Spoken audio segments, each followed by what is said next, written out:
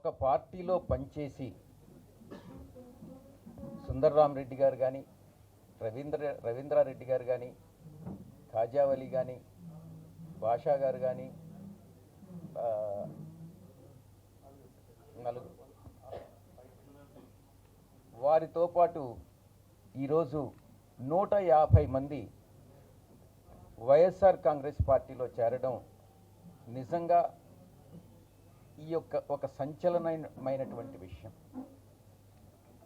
4 దశాబ్దాల కృషి ఒక పార్టీలో వదులుకొని ఈరోజు వైఎస్ఆర్ కాంగ్రెస్ పార్టీకి వస్తున్నారు అని అంటే వైఎస్ఆర్ కాంగ్రెస్ పార్టీ 5 సంవత్సరాల ఇచ్చినటువంటి సుపరిపాలన, అమలు చేసినటువంటి లబ్ధి సంక్షేమ పథకాలు, చూపించినటువంటి అభివృద్ధి, వీటన్నిటికీ ఆకర్షితులై ఈరోజు వీరందరూ కూడా పార్టీలో చేరడం జరిగింది. వారికి ఉన్నటువంటి అపారమైనటువంటి అనుభవం తెలుగుదేశం పార్టీలో మనకెంతో ఉపయోగపడుతుంది.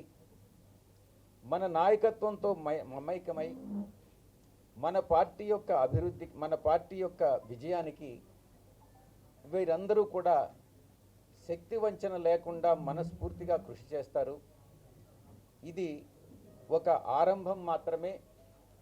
విక్రమ్ రెడ్డి గారు చెప్పినట్లుగా రాబోయేటటువంటి కాలంలో చంద్రబాబు నాయుడు గారి ఆ యొక్క భ్రాంతిలో ఉన్నటువంటి నాయకత్వ భ్రాంతి వదులుకొని మన పార్టీకి చేరేటటువంటి సంఖ్య మరింత కూడా క్రమంగా పెరుగుతుందన్నటువంటి విషయాన్ని నేను మీకు తెలియజేసుకుంటా ఉన్నాను. ఎప్పుడైతే తెలుగుదేశం పార్టీ ఇప్పుడే కాదు గతంలో కూడా ప్రతి రాజకీయ పార్టీతో కూడా అనుసంధానమైనటువంటి పార్టీ తెలుగుదేశం పార్టీ.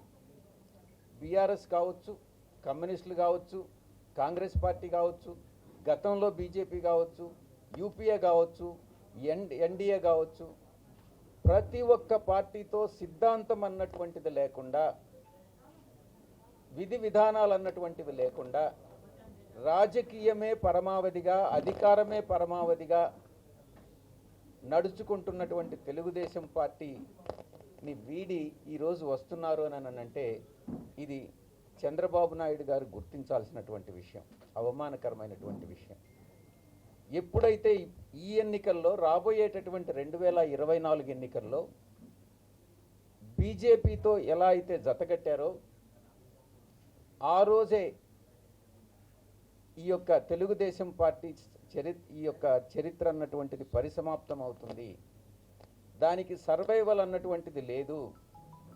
ఎన్నికల తరువాత తెలుగుదేశం పార్టీ అన్నటువంటిది ఉండదు. చంద్రబాబు నాయుడికి ఇది ఆఖరి ఎన్నికలు అవుతాయి.